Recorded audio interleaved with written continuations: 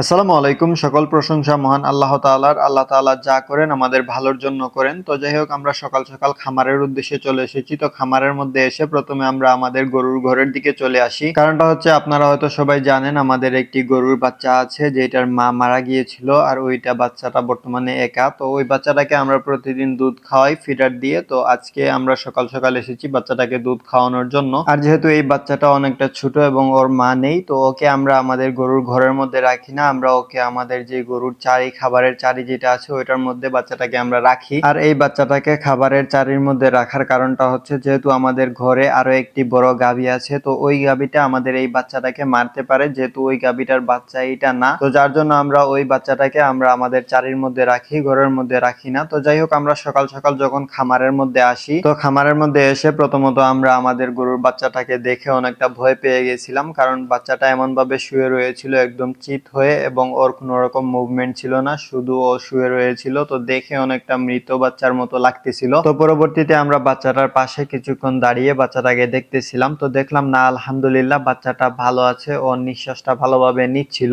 তবে বাচ্চাটা একদম দুর্বল হয়ে পড়েছিল, ওর মা যেরকম দুর্বল হয়েছিল, তো ওই বাচ্চাটাও সেম ভাবে দুর্বল হয়ে গিয়েছে। ও কোনো রকম ভাবে ওর পায়ের মধ্যে দাঁড়াতে পারতেছিল না। তো পরবর্তীতে ভাবলাম হয়তো এটা ঠান্ডার জন্য হচ্ছিল। তো আমরা বাচ্চাটাকে উঠিয়ে নিয়ে আমাদের রাস্তার মধ্যে নিয়ে আসি, রোদের মধ্যে। তো ওইখানে এনে দেখতেছিলাম না, বাচ্চাটার কোনো রকম মুভমেন্ট ছিল না এবং খাবার দাবারও খাচ্ছিল না, পুরোপুরি ও অচেতন হয়ে পড়েছিল। তো তারপরে আমরা অনেক চেষ্টা করছিলাম বাচ্চাটাকে খাবার খাওয়ানোর জন্য। বাচ্চাটা যদি খাবার খেত তাহলে ইনশাল্লাহ বাচ্চাটা ভালো হয়ে যেত। তো পরবর্তীতে দেখলাম না, বাচ্চাটা কোনো রকম ভাবেই খাবার দাবার খাচ্ছে না, ও একদম অচেতন হয়ে দুর্বল হয়ে পড়েছিল। তো তারপরে আমরা ডক্টরকে কল দিই। তো ডক্টর আসার পরে বাচ্চাটাকে চিকিৎসা দেন। তো এখন বর্তমানে বাচ্চাটা আগের মতোই আছে, কোনো রকম ইমপ্রুভমেন্ট হয় নাই। ডক্টরের চিকিৎসা দেওয়ার পরে বাচ্চাটা মোটামুটি ভালো হয়েছিল, তারপরে আবার আগের মতো হয়ে গিয়েছে। কারণ যেহেতু সারা দিন থেকে বাচ্চাটা কোনো রকম খাবার খাচ্ছে না, ওর খাবার দাবার টোটালি অফ। অনেক চেষ্টা করতেছি খাবার খাওয়ানোর জন্য, তবে ও কোনো রকম ভাবে খাবার খাচ্ছে না। তো যাই হোক, আপনারা সবাই আমাদের এই গরুর বাচ্চাটির জন্য দোয়া করবেন। আল্লাহ তাআলা যেন এই বাচ্চাটিকে সুস্থতা দান করেন এবং বাচ্চাটাকে নেক হায়াত দেন। আপনারা সবাই দোয়া করবেন। আর আমরা আমাদের মতো সর্বোচ্চ চেষ্টা করতেছি বাচ্চাটাকে বাঁচানোর জন্য।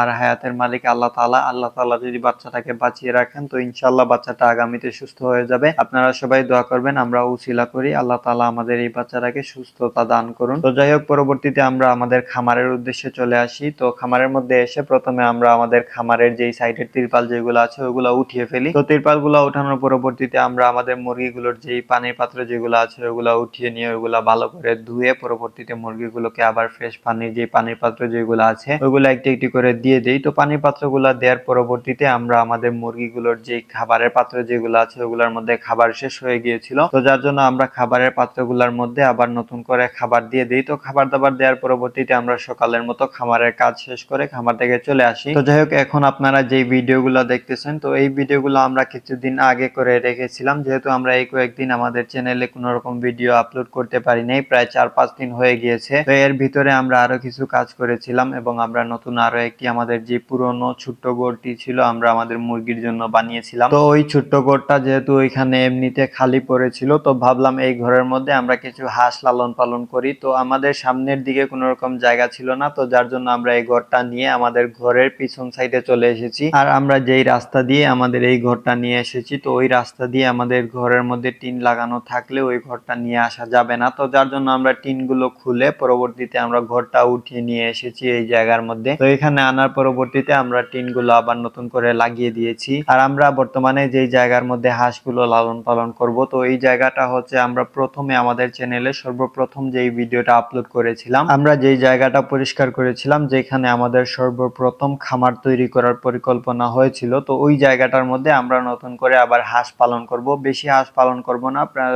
10-15টার মতো হাঁস পালন করব ইনশাআল্লাহ, যেই হাঁসগুলার ডিম দিয়ে আমাদের পারিবারিক চাহিদাটা পূরণ করব ইনশাআল্লাহ। তো যাই হোক, আমরা পরবর্তীতে প্রথমে আমাদের ঘরটা ওই জায়গার মধ্যে সেট করি। তো ঘরটা বসানোর পরবর্তীতে আমরা আমাদের হাঁসের জন্য আরো একটি 4 কোণা বিশিষ্ট একটি বেড়া তৈরি করতেছিলাম, যেখানে আমরা আমাদের হাঁসগুলা ছেড়ে লালন পালন করব। তো এই হাঁসগুলাকে আমরা কোনো রকম উন্মুক্ত ভাবে পালন করব না, এগুলাকে আমরা ধরে এক জায়গার মধ্যে রেখে পালন করব ইনশাআল্লাহ। দেখবো ওইখানে রেখে হাঁসগুলা ডিম দেয় কিনা বা হাঁসগুলা বেঁচে থাকে কিনা, তো ওইগুলা দেখবো ইনশাআল্লাহ। তো আমরা এর জন্য আমাদের যেই নতুন শেডটা বানিয়েছিলাম, তো ওই শেডের কিছু নেট আমাদের অবশিষ্ট রয়ে গিয়েছিল, তো ওই নেটগুলা দিয়ে আমরা এখানে একটি সুন্দর করে চারকোনা বিশিষ্ট একটি বেড়া তৈরি করে ফেলি। তো ওইখানে আমরা আমাদের হাঁসগুলা রাখবো এবং আমাদের ঘরটাও তৈরি হয়ে যায়। তো ইনশাল্লাহ আমরা কিছুদিনের মধ্যে হাঁসগুলাও আমাদের খামারের মধ্যে নিয়ে চলে আসবো ইনশাল্লাহ। তো যাই হোক, আজকের ভিডিও আমাদের এতটুকু। আপনারা সবাই আমাদের জন্য দোয়া করবেন, আমাদের খামারের জন্য দোয়া করবেন, আর বিশেষ করে আপনারা সবাই আমাদের এই গরুর বাচ্চাটির জন্য দোয়া করবেন। আল্লাহ তাআলা যেন আমাদের এই বাচ্চাটাকে সুস্থ করেন এবং ওই বাচ্চাটাকে ভালো করেন। আপনারা সবাই দোয়া করবেন আর আমাদের চ্যানেলটা সাবস্ক্রাইব করবেন। আসসালামু আলাইকুম ওয়া রাহমাতুল্লাহি ওয়া বারাকাতুহু।